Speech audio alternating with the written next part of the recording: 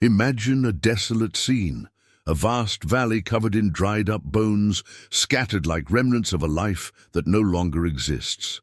No flesh, no tendons, no trace of vitality, just brittle, forgotten remains left to time. That's exactly what Ezekiel saw when God transported him into this striking vision. What could possibly be more hopeless than this? For a people who had already lost their homeland, their identity, and even the hope of rising again, this scene wasn't just symbolic. It was the harsh reality staring them in the face. Just like those bones, they were lifeless, without purpose, exiled, and crushed under the weight of destruction. And this is where things get really interesting. God doesn't just show Ezekiel this terrifying scene. He takes him into it so he can fully grasp what's happening. It's as if God is saying, "Do you see this? This is the condition of my people." And here's the takeaway. Before transformation happens, we often have to face reality head-on. Have you ever had a moment where you felt like everything was lost, like your life had no direction, no color, no purpose? If so, then you've been in the valley of dry bones. Now think about this. Why didn't God just tell Ezekiel about Israel's condition? Why did he insist on showing him? Simple, because some truths need to be seen, not just heard. A vision makes a deeper impact than words floating in the air. Picture a teacher trying to explain a concept just by talking. No examples, no illustrations. It's abstract, distant. But when you see something with your own eyes, when you visualize it, everything shifts into a new perspective. The same happens with our faith. Sometimes God takes us through difficult moments so we can see something bigger, not to break us, but to prepare us for restoration. And here's a key detail. The bones were dry. That means they hadn't just died. They'd been there for a long time. Israel's desperation wasn't a recent crisis. It was an ongoing state, something that had built up over the years. Likewise, when we go through a season of spiritual dryness, it doesn't happen overnight. It creeps in slowly when we neglect our connection with God, when we stop believing, when we let life's struggles consume us without looking for a way out. And before we know it, we're completely dry, drained, hopeless, stuck. But notice something subtle. Ezekiel was in the middle of the valley. He wasn't watching from a safe distance. God didn't place him somewhere far away from the devastation. He made him walk among the bones, feel the dryness of that place, grasp the full magnitude of the situation. Because before bringing a solution, God wants us to truly understand the depth of the problem. The first step to any transformation is recognizing where we actually are. As long as we refuse to admit that we need change, we'll stay trapped in the valley. Maybe you've felt this way before, stuck in a job that drains you, caught in a routine that feels meaningless, in relationships that seem stagnant, like those dry bones. Your faith, your dreams, your motivation may feel like they've been lost along the way. But here's the kicker. God didn't show Ezekiel that valley so he would accept it as the end of the story. He was about to do something extraordinary. And that teaches us something powerful. Sometimes we have to confront the hard truth to realize that there's still hope. The valley of dry bones wasn't the end of the story. And no matter how overwhelming your life may feel right now, it doesn't have to be the end of yours either. Something incredible was about to happen in that valley. And guess what? It can happen to you too. Now picture this. Ezekiel is standing there right in the middle of that valley, filled with dry bones. The silence is eerie, absolutely dead. No movement, no sign of life. And then, out of nowhere, God asks him a mind-blowing question. "Son of man, can these bones live?" Now this wasn't just any question. It wasn't a quiz to test Ezekiel's knowledge. It was a challenge to his understanding of God's power. Think about it. What would you say? If we go by human logic, the answer would be a big fat no. Dry bones don't come back to life. It's over, case closed. But Ezekiel, full of wisdom and reverence for God, gives an answer that changes everything. Lord God, you alone know. In other words, he admits that, on his own, there's no solution. But he also knows that, in God's hands, the answer could be completely different, and that right there is a powerful lesson. How many times do we face situations in life that seem completely beyond repair? A broken marriage, a business that went under, a dream crushed by reality. To us, it all looks dead, hopeless. But then God comes and asks, "Do you believe this can live again?" And here's the thing, it's not about what we see, it's about what we choose to believe. This moment teaches us something deep. Faith isn't about spotting an obvious solution. It's about trusting that God can do the impossible. Look, God could have just said, "Ezekiel, watch this. I'm bringing these bones back to life right now." But he didn't. Instead, he invited Ezekiel to reflect, to be part of the process. God challenges us with questions not because he doesn't know the answer, but because he wants us to think beyond human limitations. Now let's bring this to your life. Is there something in your world that feels completely lifeless? A dream you've given up on? A promise you think will never come true? If the answer is yes, then you know exactly how Ezekiel felt. When we're faced with what seems impossible, we have two choices. Believe in human logic and give up, or trust that God can still move. And there's more. Ezekiel's answer reveals something crucial. He doesn't pretend to have blind, irrational faith. He doesn't say, "Of course, Lord, these bones are coming back to life right now." Nope. He simply surrenders to God's will and acknowledges that the answer is in his hands. And that's huge, because real faith isn't about pretending to be sure all the time. It's about trusting, even when we don't have all the answers. So often, we want to be in control. We want to know exactly when and how God is going to act, but the truth is, in some situations, the only right response is the same one Ezekiel gave. "Lord, you alone know." And that's not a statement of doubt, it's a statement of surrender. It's admitting that while we see impossibilities, God sees opportunities to reveal his power. And what happens next?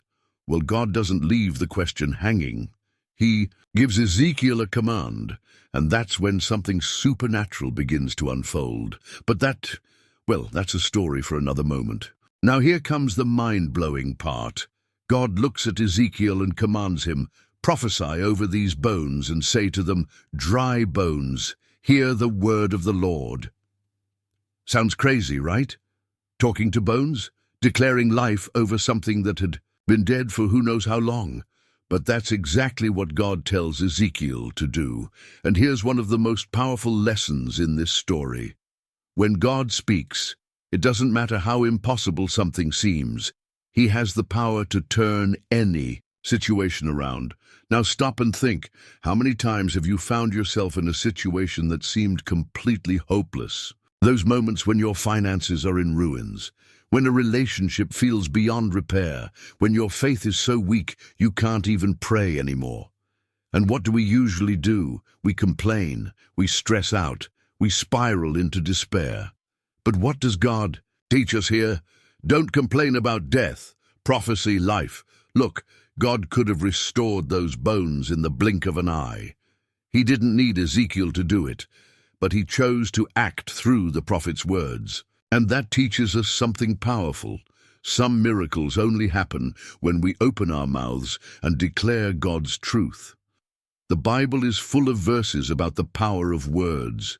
Death and life are in the power of the tongue, Proverbs 18:21. That's not just poetry, it's a spiritual principle.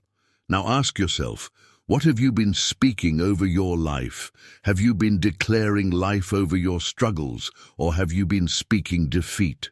So often, we're the first ones to call failure over our own dreams. This will never work out. I'm not good enough. There's no way out of this. But God teaches us to do the exact opposite, to prophesy even when reality screams that there's no hope.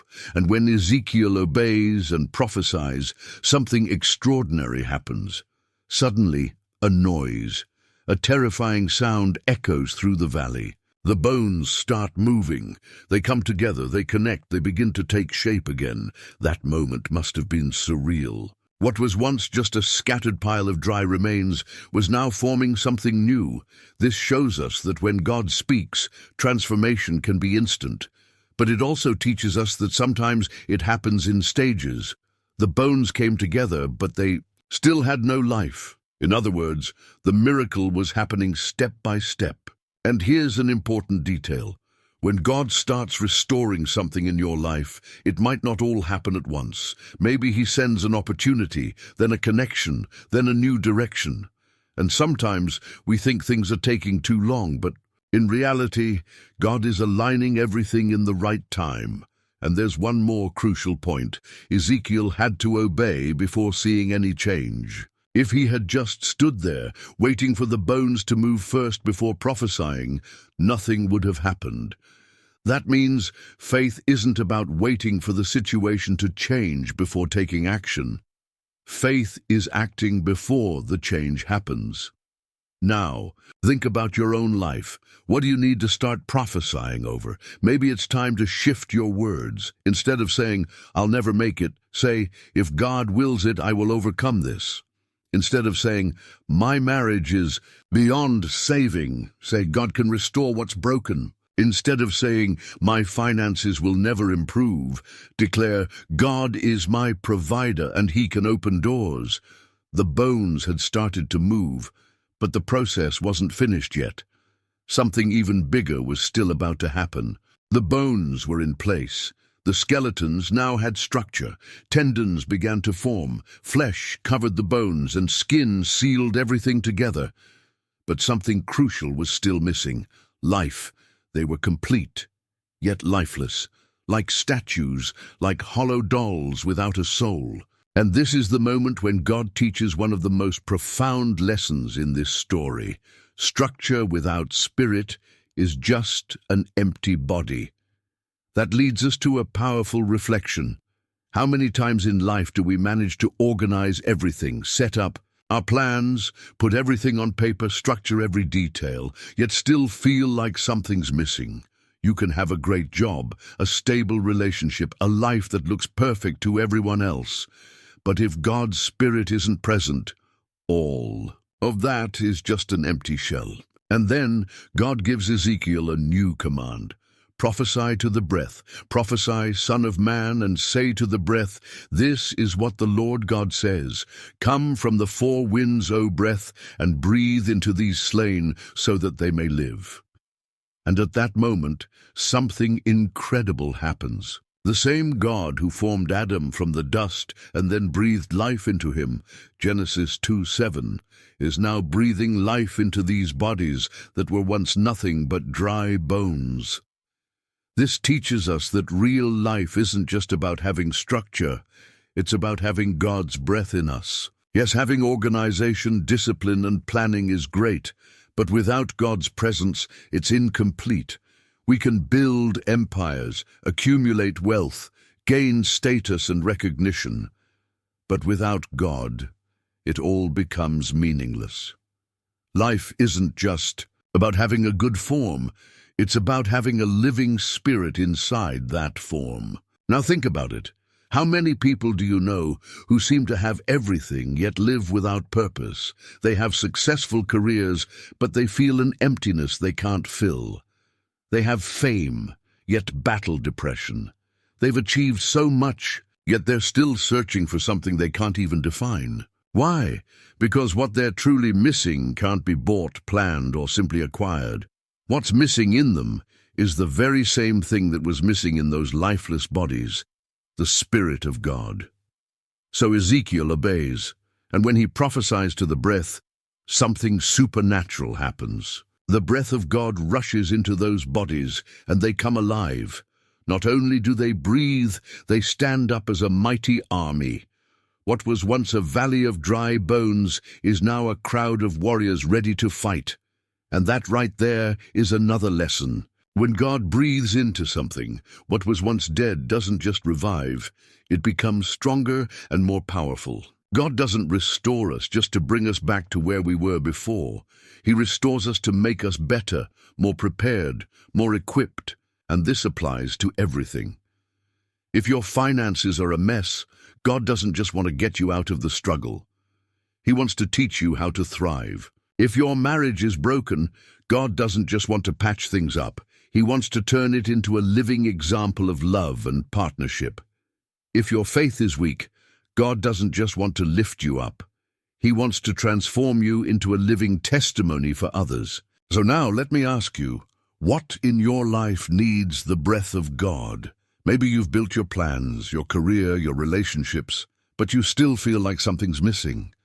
Maybe it's time to stop trying to figure it all out on your own and ask God to breathe over your life. Because when He breathes, what was once just a collection of disconnected plans turns into a powerful, unstoppable army. And here's the big shift. This army wasn't raised for nothing. They had a purpose, but that's a story for next time. Now God reveals the true meaning of this vision to Ezekiel. Son of man, these bones are the whole house of Israel.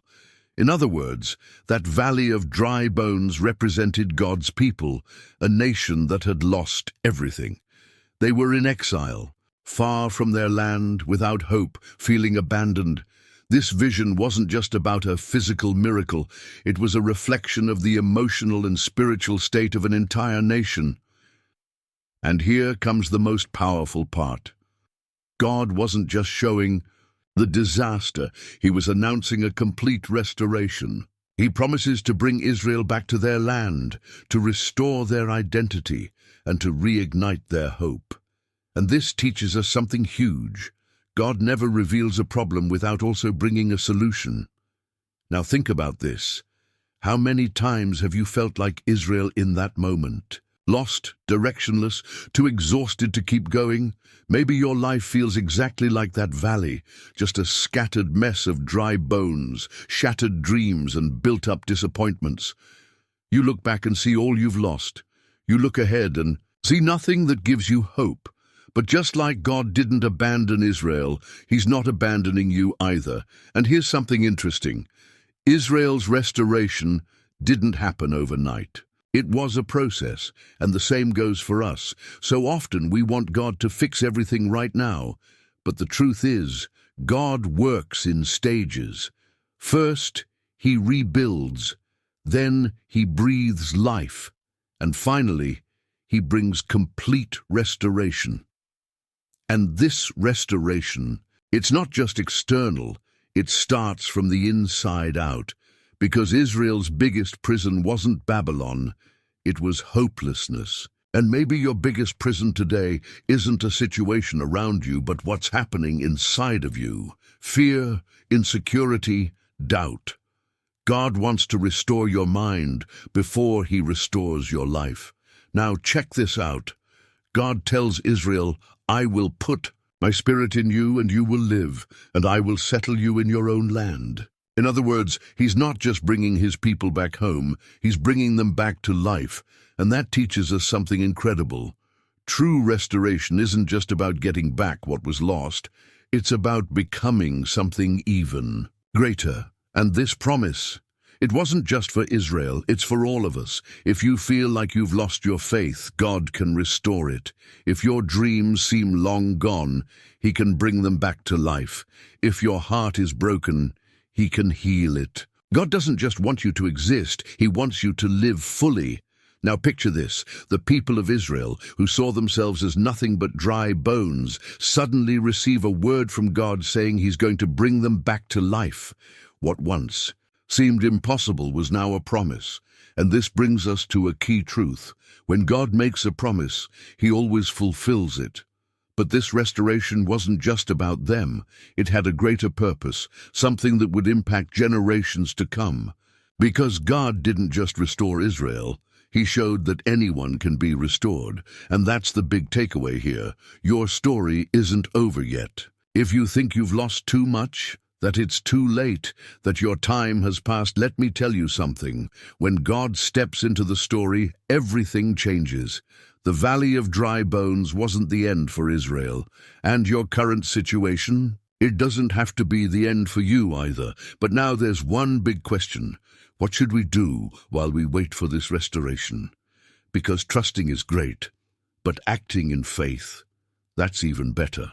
Now that we understand God wasn't just restoring a nation, but delivering a message of renewal, here's a key takeaway. This story isn't just about Israel. It's about all of us. The Valley of Dry Bones doesn't just represent an exiled people from the past. It represents anyone, any community, any society that has lost its identity, its faith, its hope. Think about it. How often do we see entire groups drowning in chaos? Families falling apart, communities trapped in poverty, countries consumed by corruption and violence. Sounds like a modern-day Valley of Dry Bones, doesn't it? And on an individual level, how many people live like those bones? They breathe, but they're not truly alive. They walk, but they have no purpose. They work, but they have no motivation. God doesn't just want to restore nations. He wants to restore hearts. And that restoration starts with one big question. Do you want to truly live? Because, believe it or not, some people have gotten used to spiritual death. They've adapted to pain, to failure, to hopelessness. They settle for mediocrity because they think there's no other option. But God shows us that there is always a way back to life. Maybe you've been there before. That feeling of being lost, of not having the strength to keep going. Like nothing makes sense anymore. And that's exactly when God shows up, not to condemn you, but to call you back to life. He doesn't look at the bones and say, it's over. He looks and sees the potential for a new beginning. And here's something important. Reviving isn't just about going back to how things were before. It's about becoming something greater, stronger, more prepared. The army that rose in the valley wasn't just a bunch of random resurrected people. It was a mighty army. That means God doesn't just want to restore your life. He wants to make you into someone who can transform others around you. Now imagine the impact of that.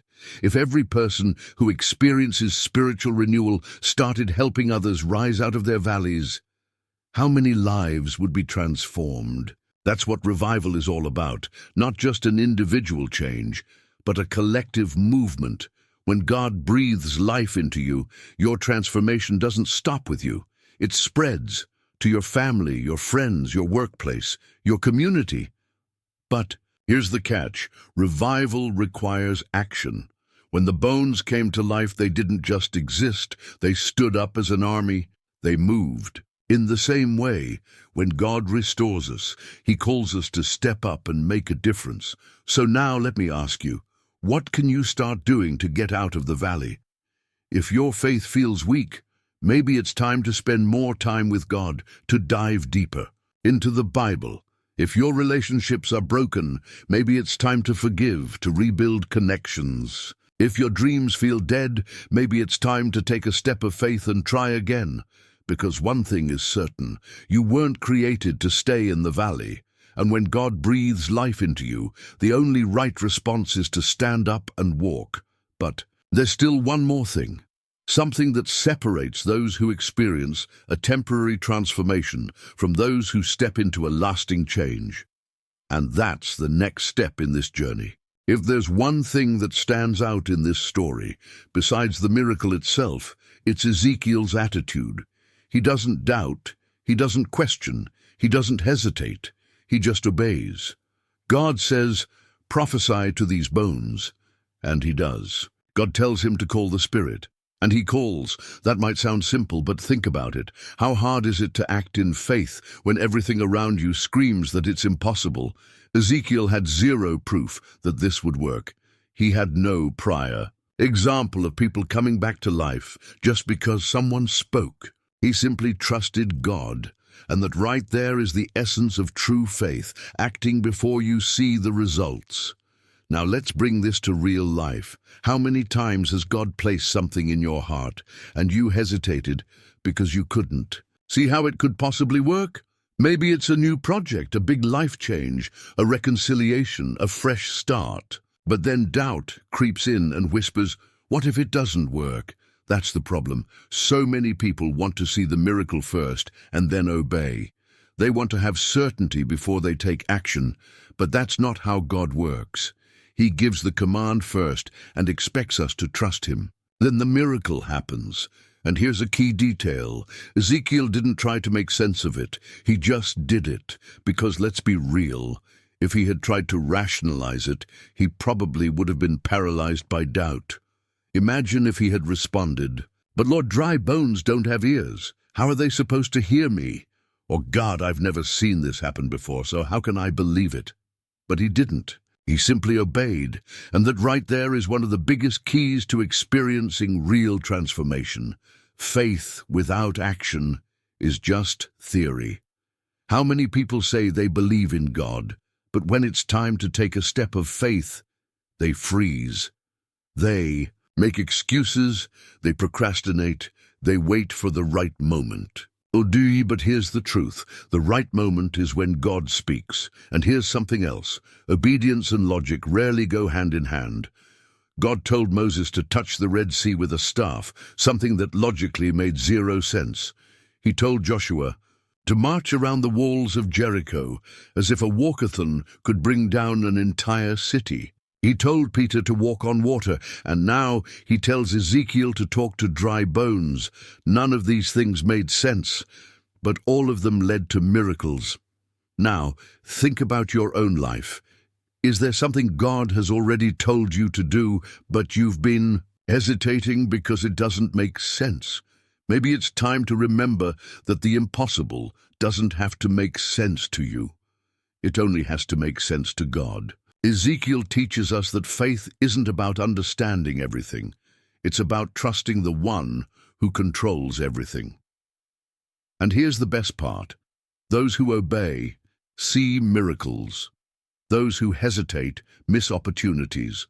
Those who overanalyze often stay stuck. But those who simply do what God asks see doors open where there were only walls. So now let me ask you, what area of your life do you need to start acting in faith? Maybe you already know what you need to do. Maybe God has already spoken to you about it. But now it comes down to one thing. Will you trust him? And you know what's even more incredible? When you choose to act in faith, God's promises become real in your life. And that brings us to the next step in this journey. Now we've reached the crucial point. How does this story apply to our lives today? After all, we're not living in Ezekiel's time, we're not exiled in Babylon, and we're not literally surrounded by dry bones. But spiritually, emotionally, and even physically, we often find ourselves in the same valley, a place of despair, frustration, and shattered dreams. The first thing we need to understand is that God is still the same. If he could restore Israel back then, he can restore any area of your life today. But for that to happen, we need to follow the same process. Face the reality. Just like Ezekiel had to see the dry bones before the miracle, you need to take an honest look at your life. Is there something inside you that has died, a dream you left behind, a relationship that was lost, a faith that has grown cold? The first step toward restoration is recognizing where you are. Listen to God's voice. Ezekiel didn't come up with a solution on his own. He didn't try to piece the bones together with his own hands. He just listened and obeyed. And that teaches us something huge. If we want transformation, we need to stop looking for answers only within ourselves and start listening to what God is saying. 3. Prophesy over the situation. This is where things get tough for most people, because, let's be real, speaking victory when everything around you screams defeat sounds insane. But that's exactly what faith requires from us. God told Ezekiel to speak to the bones before there was any sign of change. In the same way, we need to learn to declare God's truth over our lives before we see the results. If your marriage is falling apart, declare restoration, even if it seems impossible. If your finances are in chaos, speak provision, even if you don't see a way out. If your faith is weak, declare that God will renew it, even if you don't feel anything right now. Trust the process. The miracle of the dry bones didn't happen all at once. First, the bones came together, then flesh appeared. Finally, the breath of life came in. So often we want God to fix everything instantly, but He works in stages, and that requires patience. Receive the breath of God. Having structure means nothing without life. A lot of people think they just need a new opportunity, a better job, a fresh relationship. But what we really need is God's Spirit breathing into us, because without Him, even the greatest achievements end up feeling empty. Now, think about this. What in your life needs to be restored? God hasn't changed. If He did it for Israel, He can do it for you. But here's the key. You need to take a stand, because faith isn't just sitting and waiting. Faith is acting, declaring, trusting, and moving forward. And now, the final question. Are you ready to step out of the valley? Because God is already ready to move. He's just waiting for one thing, your response. Now that you know this incredible story, the big question is, what needs to be restored in your life? Because if there's one thing this passage teaches us, it's that no situation is irreversible when God is in control. Maybe right now, you're in a valley of dry bones. Maybe it's a dream you left behind, a faith that's grown cold, or a life that's lost its spark. But here's the real question. What are you going to do about it? Ezekiel didn't just stand there, waiting for a sign before taking action. He prophesied, he declared, he trusted. And if you want to see real change in your life, you have to do the same. Stop accepting death as your final sentence. Start speaking life over your situations. So, here's my challenge for you. Starting. Today, change your words. Stop saying, it's hopeless, I'm not capable, it's never going to happen. Instead, start declaring, if God wills it, this is going to change. Now tell me, what's the valley of dry bones in your life that you want to see transformed? Drop it in the comments, because your declaration might just be the first step to your restoration. And if you want to keep learning how to apply biblical principles in your life, subscribe to the channel and turn on notifications. There's still so much powerful stuff for you to discover. Oh, and by the way, there are more videos on the screen right now for you to watch. See you in the next video.